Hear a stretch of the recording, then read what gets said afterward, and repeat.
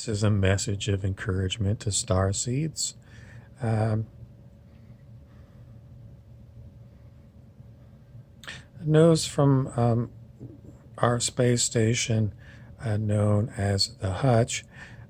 We have had very rough space weather. It has been knocking the inhabitants of the Hutch space station around. Their inertial dampers have been on overloaded.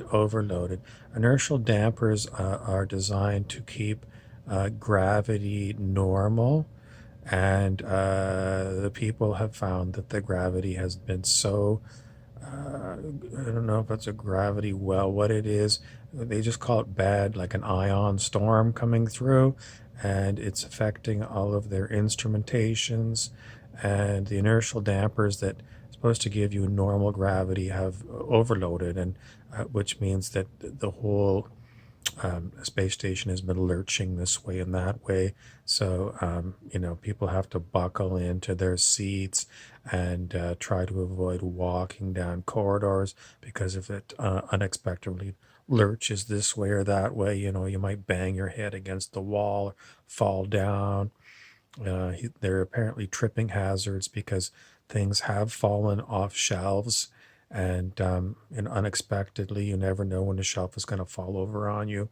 The hutch was never built for deep space travel. It was supposed to be pleasure cruising, and they figured that it should have been built to a military standard.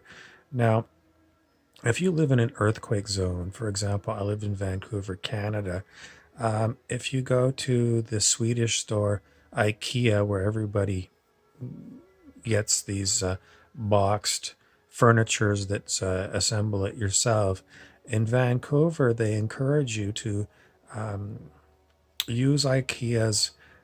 They have a way to attach shelving to the wall. So if an earthquake happens, the shelving won't tip over and hit you or hit a small child. So if you're in an earthquake zone, I'm going to encourage you right now to learn the lesson of the hutch and look around at anything that's potentially going to tip over in an earthquake because you never know when you're going to get one. And uh, one of my friends was not in an earthquake zone, believe it or not. He was in a Canadian Tire, which is a Canadian store where you can buy general merchandise, automotive supply, everything you can get there other than food. And he was looking at some stuff, and out of the blue, the huge shelving unit, something, I think it fell over on him, or something up above on a shelf above him fell over him and knocked him right out. And then he had brain damage. And to this day, it's taken a long time to heal. So I don't know if you want to start wearing a hard hat when you go to um, these kind of stores. It seems like a very odd thing to happen. There was no earthquake, it was just bad timing. Was it bad karma? Well, anyway, the message to star seeds is wherever you are, look for safety hazards in your dwelling. Check for cords. I've got one cord that I use to plug in my smartphone, and it's frayed. And I put electrical tape on it, and it didn't stick. And I was gonna go before the quarantine and get a replacement one, and then it slipped my mind. And I looked at it the other day because I couldn't find my good one, and I plugged it in, and it did work. Sometimes it doesn't. It's pretty much shot. So look for cords that are frayed, and if they can't be repaired, then throw them away. What other safety hazards? Um,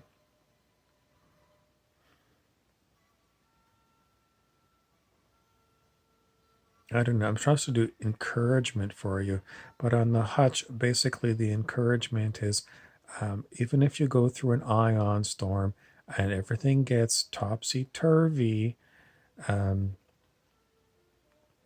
well,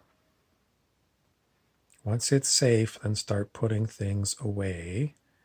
And they say they need to take a break because they're really stressed out. The ion storm was like 100-year storm, once every 100 years. Never happened like this before. They were totally unprepared, and generally speaking, nerves were frayed, and people got angry at one another. And afterwards, they regretted the whole incident, and they don't know how to say sorry to one another because everyone figures if I say sorry, that no one's going to believe they're sorry. So, they're just sort of saying, we all know we went through a horrible disaster. And, if people here on planet Earth during the quarantine said things or shared certain videos from other people that upset you, they want to say, um, we were under a lot of stress, and perhaps you were under stress, and whatever happened, um, we want you to take into account that there was great pressure going on. And pretty much, even if there wasn't a quarantine on planet Earth, people are under enormous stress on this planet. And we're also going to tell you about frequency fences. These are some kind of technology that if you get into a good, happy mood, frequency fence kicks in and it knocks you down to a lower level of consciousness on the scale of human consciousness. These things were designed by Draco reptilians. Draco reptilians are noted for being very harsh to rules and regulations, and generally speaking, frequency fences were installed because they didn't want people to get too much mm, one way or another. So, one frequency fence, if you're getting too joyful and too um, they don't want you to be too joyful for too long, so they'll knock you down to perhaps feeling sorry for yourself.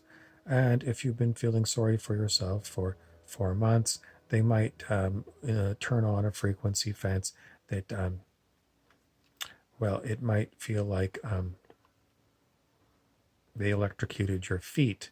So you're going to have to get off the couch of your apathy and your sorrow, and you're going to have to, um, you might get really angry, but there's a lot more energy in anger than there is in apathy and shame. So it actually raises your vibration, even though anger is negative compared to shame and apathy. It's got a lot more energy. So it can prompt you to get angry and then realize, I'm angry, and do some breathing exercises, and you can actually raise your consciousness right above the period of negativity and try to go back up towards joy. At which point, you'll be knocked by a frequency fence back down into I'm sorry for yourself, pity party. And this cycle is known as the cycle of um, intention. In other words, you set your intention to go in one direction, and then, the frequency fence keeps you from going too far in one direction or another, never getting to the point of anything beyond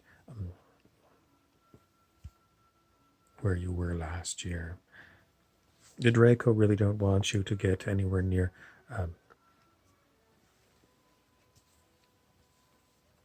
Now, other encouragements for star seeds are Budweiser beer.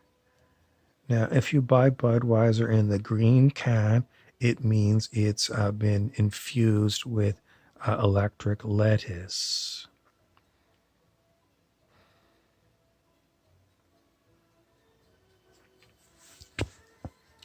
This is supposed to be the kind of Budweiser that you can buy in Ontario province, if not now, then sometime, because it's been talked about that beer companies in Ontario province, Canada, are going to start putting infusions into the beer.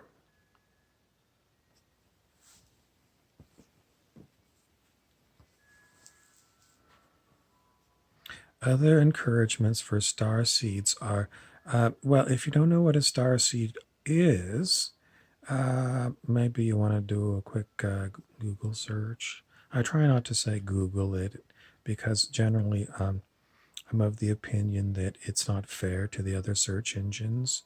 And we just learned of a new search engine that starts with a Q, strange enough, and Quant, I think it's called, like Q want. What do you quant? And if I always say Google it, then no one's going to try Quant or DuckDuckDuckGo. And I like to see a variety of search engines. Some of them have disappeared. I don't know what Netscape Navigator used for a search engine. There used to be way more search engines. And the problem is if you only use one search engine, then they're prone to censorship. So you have to support other search engines. And I encourage you, if you're always using Google, maybe take a break for about 10 years, because generally speaking, um, the monopoly on, I don't like monopolies, so, you know, go for the underdog. The news from down under is um, everyone's in love down under. In Australia, I guess in New Zealand too, but every time I see someone on Facebook who's in Australia, they're tanned, they're fit, and they have their arm around their love.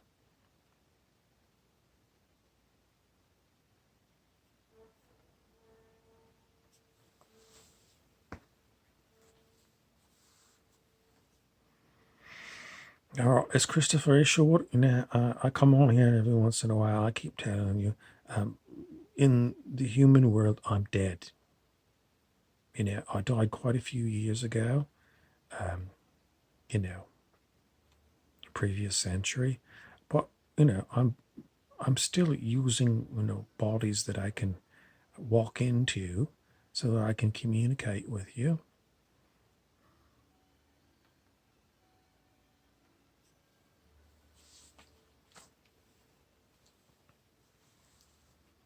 Someone wanted to know why I keep changing hats. And, when I change hats, sometimes personalities come through, and I never know in advance at all. But, some hats sometimes are associated with certain personalities, like that last black hat that I have. Quite often, Christopher Isherwood comes through. Um, he is a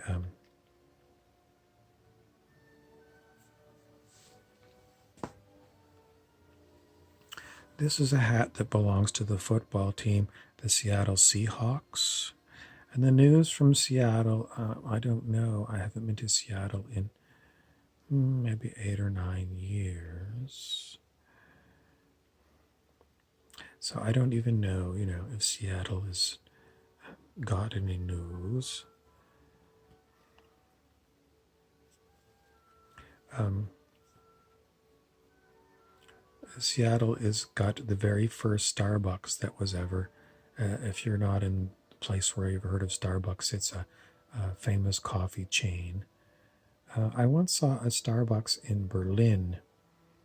And if you do live in Berlin, Germany, the one, I don't know if you would call it downtown, but it was right across the street from Catwalk, which was an interesting name for a building. And I had a nice big cup of coffee and maybe a biscotti. And that was about 8 or 9 years ago. Is there any news from Berlin? When I was there, there was an exhibit from a famous poet named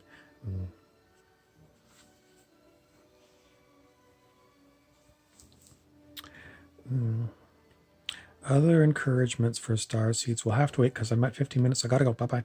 Please subscribe.